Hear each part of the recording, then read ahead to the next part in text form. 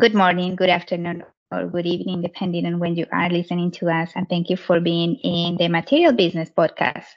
And my name is Monica Hernandez, and I am your host with Infinity Growth. Today, I have a super special guest, David Langton, and this is a theme that really gets to my heart because my mom has a hip replaced surgery in the past. So we're going to talk a lot about all those fantastic things that David does. Thank you, David, for being here. Thank you. It's a pleasure. So David is the director of ExplantLab. He's a highly accomplished bioengineer and a surgeon as well, with a background in medicine and a PhD in bioengineering. He leads the charge in utilizing advanced technology to understand the performance of medical implants, ensuring patient safely and enhancing future device efficacy. ExplantLab is an orthogenomic, I hope I pronounced that correctly, biotechnology company. Is the largest independent orthopedic retrieval company in the UK and the provider of explant analysis to the National Health Services in the United Kingdom. ExplantLab have recently launched Orthotype, a machine learning algorithm which uses DNA genotype to determine past patients' risk of developing an adverse immune response to joint replacements. Thank you so much for being here once again, David. And this is very in line with we have been discussing in the last podcast, where design plays a huge role in the lifespan of the assets. But here is so much so because we are talking about human lives. So can you tell us, it is very intriguing, the mission of ExplantLab. Can you tell us a little bit about what is it? And, in your words, how do you say all that is get to come, like what you guys focus on? Yeah, so I guess the best way to describe it would be to how the company came into being. So it's around about 15 years ago. I was a junior orthopedic surgeon, and I joined a hospital in the northeast of England. And my job was to take a one-year research job to look at patients who'd received a new type of hip replacement, a hip resurfacing. It's kind of like a modification of the joint that the tennis player Andy Murray has. So it was intended for young people, allow them to be extremely mobile, return to great physical activity following the operation. My job was basically to come in there and review the patients and say everything was great and publicize that implant, national presentations. But the problem was that the patients weren't actually doing so well, particularly women. They were coming back with unusual new symptoms like groin pain, pain on straight leg raise. And when they were taken back to the operating theatre and we explored the joint, there was an unusual cystic formation, some pus formation around the joint, which looked like it was infected. Long story short, that actually turned out to be allergic response to cobalt chrome debris. When we removed the hips themselves, the actual metallic components, we wanted the manufacturer to have a look at them. So we gave them to them, but the report that they gave us back was kind of implying that there was nothing wrong with the materials. It was all surgical error. So after we gave them sort of 3 or 4, and we kept getting the same responses, we started to realize, well, we're going to have to look at this ourselves. So I linked up with the local university, it's Newcastle University, with a professor there called Tom Joyce. And we set about actually developing our own techniques so that we could analyze the joints ourselves.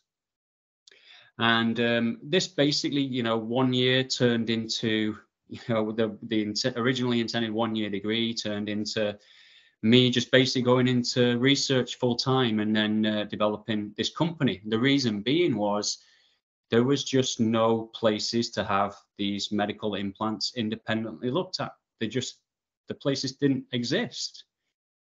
So we kind of set about basically making sure that there was a service for patients, doctors to have their joints looked at.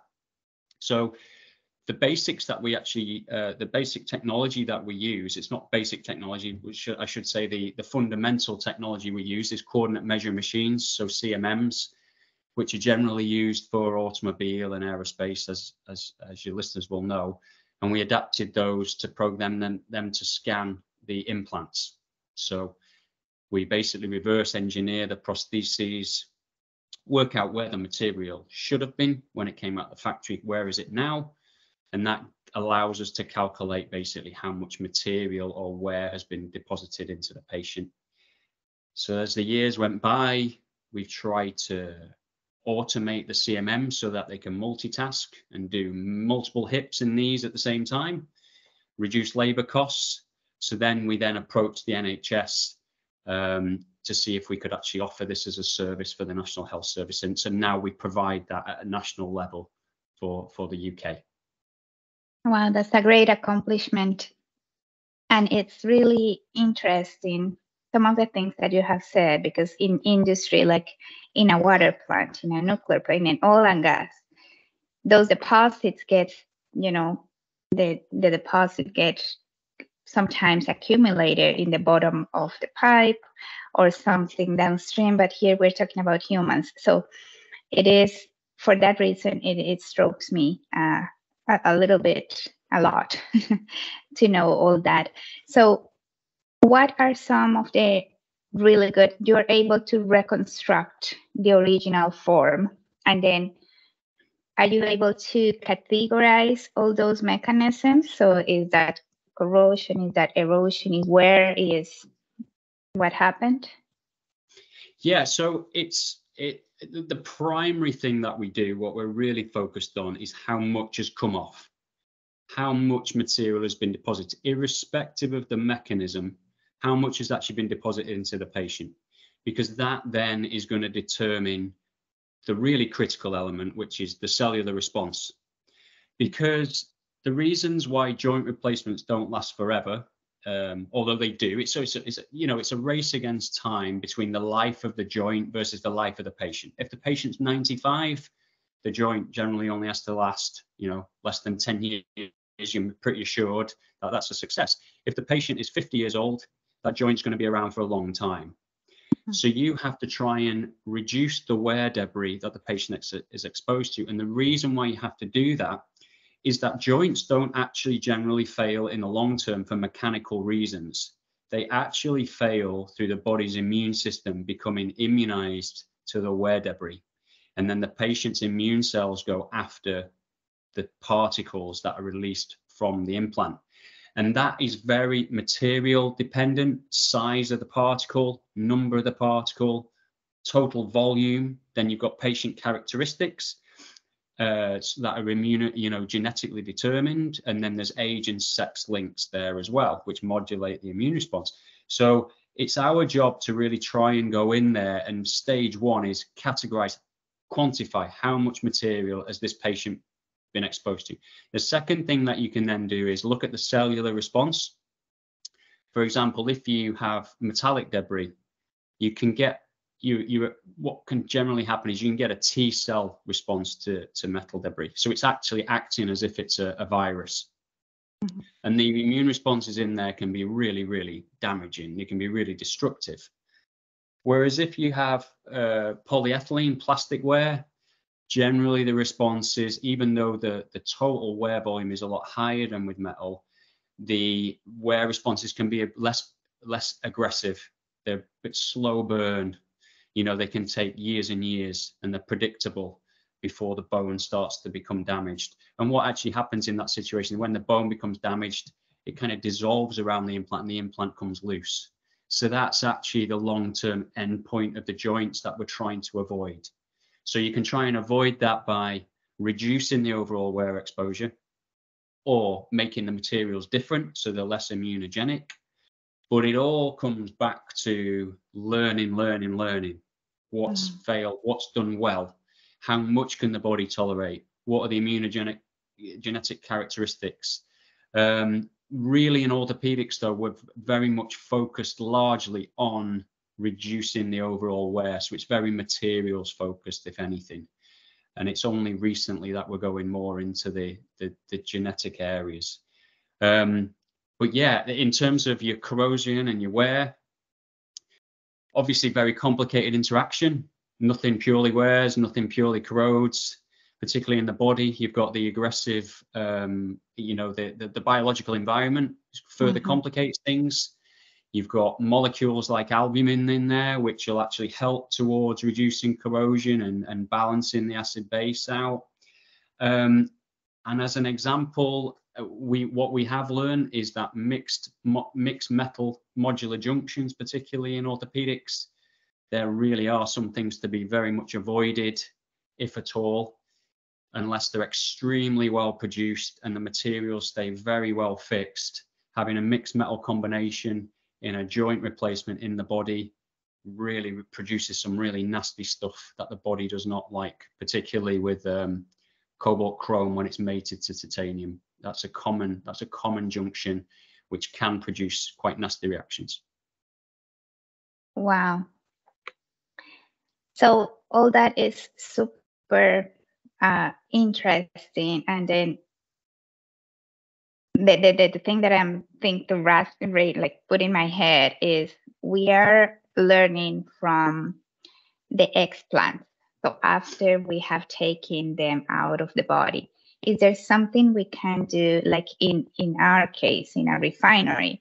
I will go with my ultrasound or my X-ray or some probe, or I can measure velocity, I can measure pH, and then I can try to determine what's the status of my system. Is this something similar, I'm guessing, with when the patient has had that a replacement? Yeah, so what you can do, like in terms of looking at the joint performance while it's still in situ, i.e. still in vivo. So obviously we don't want to pull out the joint. Oh, it's doing okay, let's put it back in. That's not going to be an option. What you can do is, particularly with the metals, like cobalt chrome is the really well commonly used alloy. It's it's used in almost every knee replacement that goes in the body. Now, we learned over the last 15 years that with metal on metal hips, so a metal on metal hip is a metal head, a cobalt chrome head, a ball against the cobalt chrome socket or cup. That's where the term metal on metal comes from. We learned that the volumetric wear rate released from the metallic surfaces correlates at like 90% to the cobalt and chromium levels in a patient's bloodstream. So you can take a blood level of cobalt and chromium, and you can basically say that this implant is wearing at roughly 3 millimeters cubed per year. It's that accurate. It's phenomenally accurate. So you've actually got really, really good ways, surrogate measures of actually measuring implant performance. You can do it with titanium as well, with titanium stems or titanium components. Now, here's the really interesting thing, which is really, really strange. And it's just one of those unexplainable things that just happens in a culture and kind of isn't really questioned.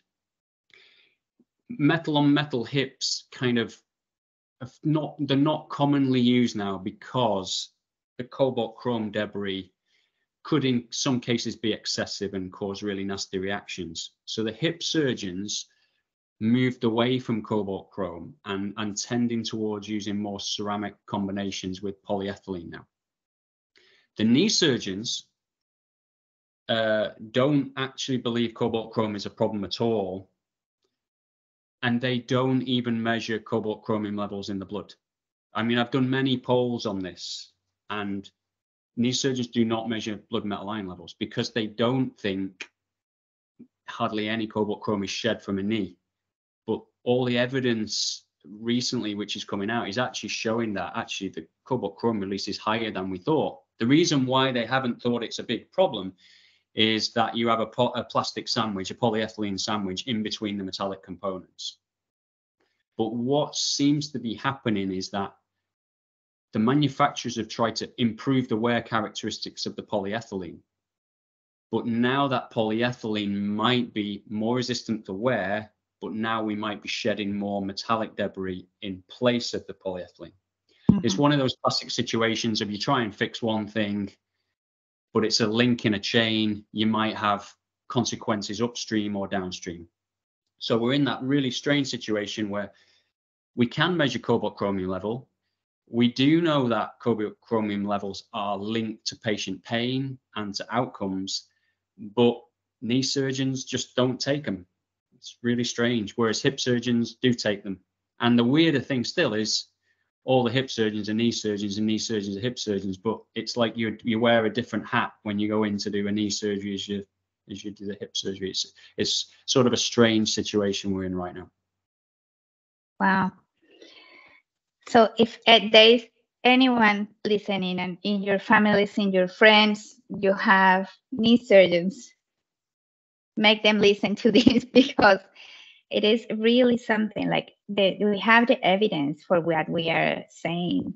And then there is still some part of ourselves that denies it, although we are seeing it. And then we say we don't want to measure. And it's just measurements. We are not talking about going back again, like you said before, and reopening the patient and taking up the implant. Oh, it's good. Let's put it back. It's just a measurement that can definitely, and we from industry do it all the time. Like we rely a lot on measurements, like many different measurements, but measurements gives us sight to see what we can expect. So, wow, this is incredible.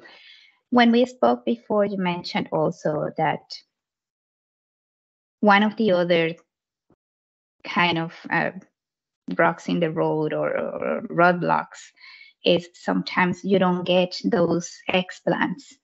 They don't get to your hands, which is extremely sad, because and again, in industry, sometimes it happens, right? Money or whatever gets in the way of knowledge. And then sometimes we open a piece of equipment but we need to put it back together in production, and we don't get the chance to understand really the cost or taking the time to see what happens, because we need a piece and it takes time and we don't get the approvals, whatever. In your case, I would have never thought what you told me. So what is that other roadblock that you are facing? Yeah, I mean, they really, really frustrating. I mean, I've been doing this so long that it's not even like it used to be a real source of frustration. I used to get really mad about this, but it's just the way things are. Over 99% of implants that are removed go directly into the bin. They go into the bin. There's no learning from any of this.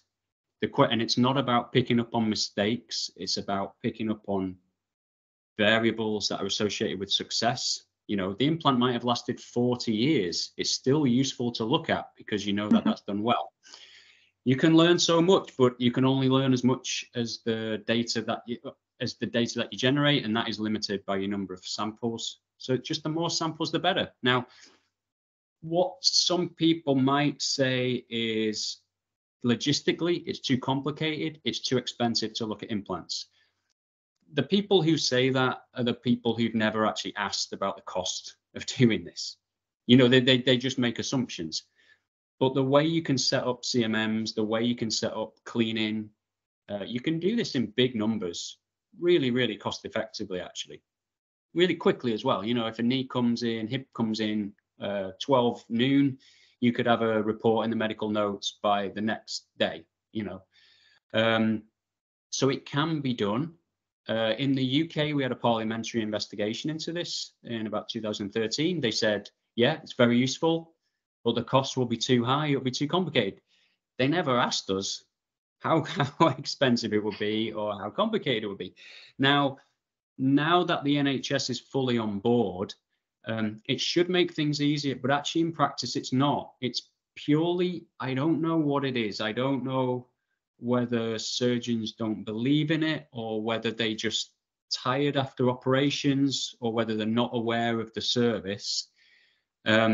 It's just not, it's slowly, maybe there's more people are listening maybe, but it's slow.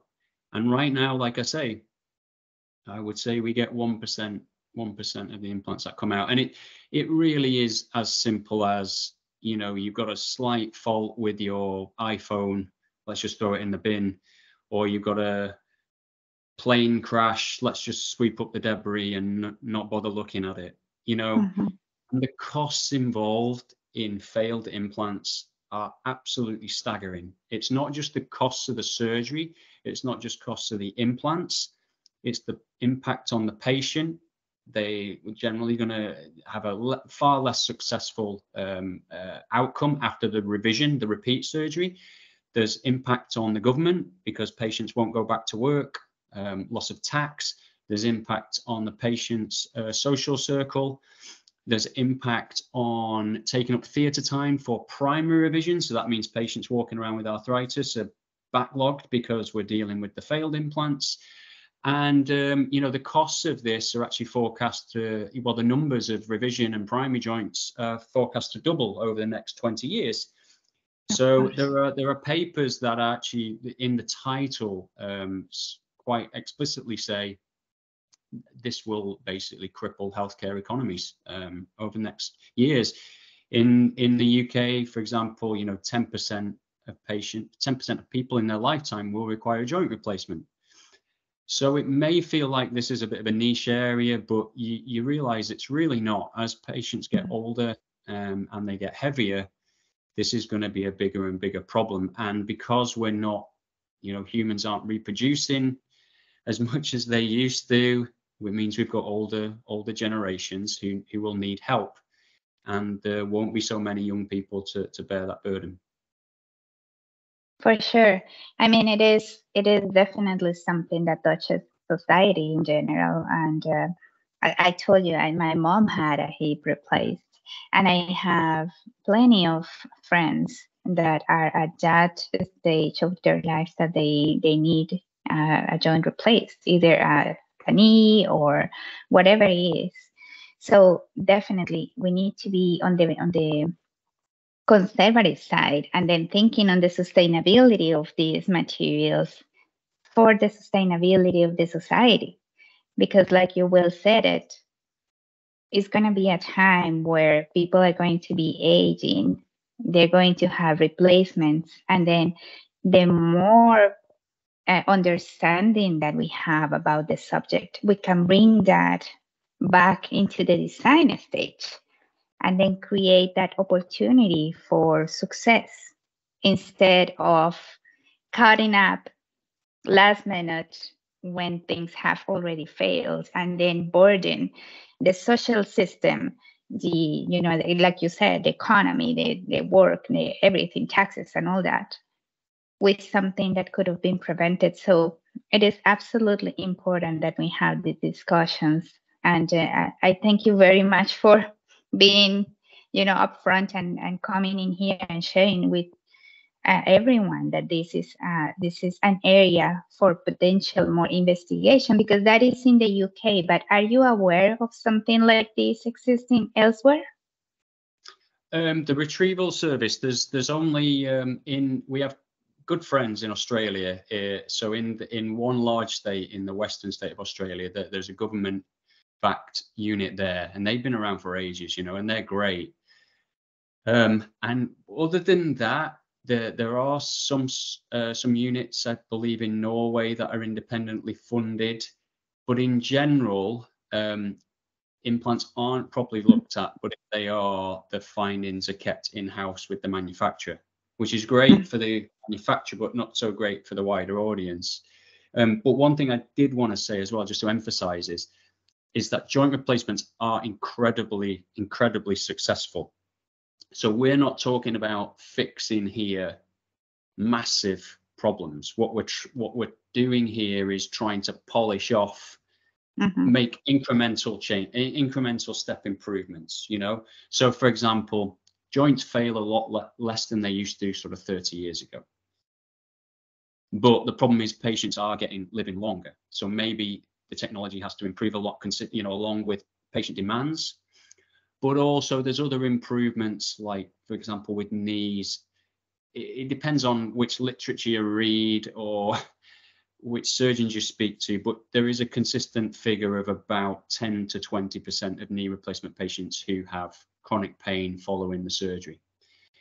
Not so that it's a terrible result, but it's certainly something that could be improved. And what we're trying to do in orthopedics right now is a lot of the attention is focused on robotic surgery to improve alignment. Unfortunately, the evidence to say that this is improving outcomes is really, it's equivocal. I think that would probably be the best way to describe it. We're very much more down the immune response field to see if we can investigate and improve things in that area, see if those patients are actually responding, if they need different materials, you know, if they're actually predisposed or rather more vulnerable to developing inflammatory responses. For sure. Is there something we can do upstream? Like, is there like everything that you have said, I'm just trying to relate to the word that I know, which is just industrial, right? So when we are selecting, let's say, for example, a coating for a vessel, then we'll go and do tests and see with that, the same kind, not same, but similar conditions, what can happen to that coating. We can simulate conditions that are upset conditions, so really high, really low, more vibration, more heat. Is this something that we are doing in this area, like we simulate? But I guess the variables are very many because everyone's blood, like even like my blood, it's AB positive, and I know I'm rare because it's not a lot of people that have that. But so depending on many variables, is that something that?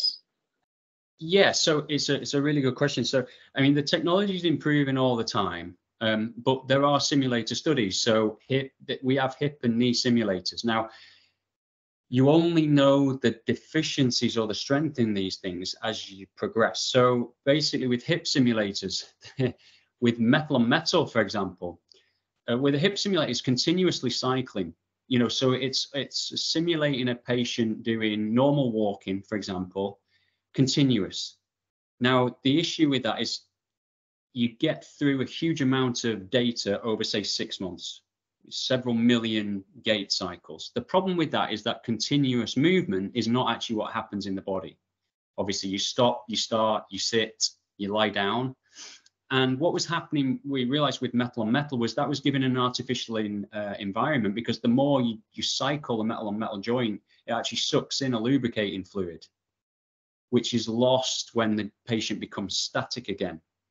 So through a process of learning over the last few years, we then knew that, hang on, these joints aren't wearing in vivo like they are wearing in a simulator. It needs stop start, it needs running, jumping, you name it. So there are extensive tests that are done before the joints are released, but the problem is that the joints themselves are, again, there are multiple links in the overall chain of the body. So what I mean by that is you can test the bearing, you know, and just isolate the bearing. Is the bearing going to wear? But actually in vivo, the bearing is attached either by a Morse taper or by a press fit connection to another metallic component or implanted into the body. So all these different factors, you know, when you try and model it, you have to, there's so many things that we know about it. You know, we know of those variables, then there's other variables that we don't know of, and then there are some variables that we know happen, but we just don't know how often or how much. So it gets more and more difficult. But I come back to my business again, and it's obviously I'm going to try and sell the business of explant analysis. For sure. When you examine the implants that have been in the body, that's the ultimate test. That's reality. So what you see, the wear scars there, the location of the wear, the quantity of the wear, you know, specific characteristics of the distribution of the wear, does that actually match what you see on your simulators?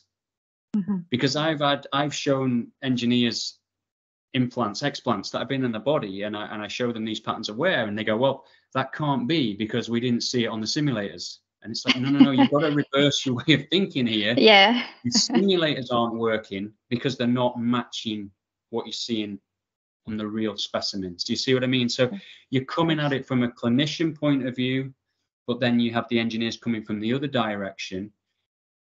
And the real success here will be when, you know, there's joined up thinking. And just look at the implants that have been tested in real life, link them back, do it on a big scale so the databases are huge, and have more communication between the engineers, between the doctors, between the pathologists. That is so. And we always normally come to this conclusion. We need several different people with different backgrounds, everything, just to come together to make the solutions that we are trying to bring to a success. So yeah, we need that. And then what you're saying is fantastic. It is not so much at the beginning. At the beginning, you can predict whatever you want, but it's still a prediction. And you have right now the evidence of what had happened to that material inside a body. And then when it came out, what it's telling us. So absolutely. Very interesting, David. We came out to it always goes so fast. We are almost at the end of the time. I thank you very much for your time, for your passion, for doing this. It is absolutely amazing. Any last message for the audience?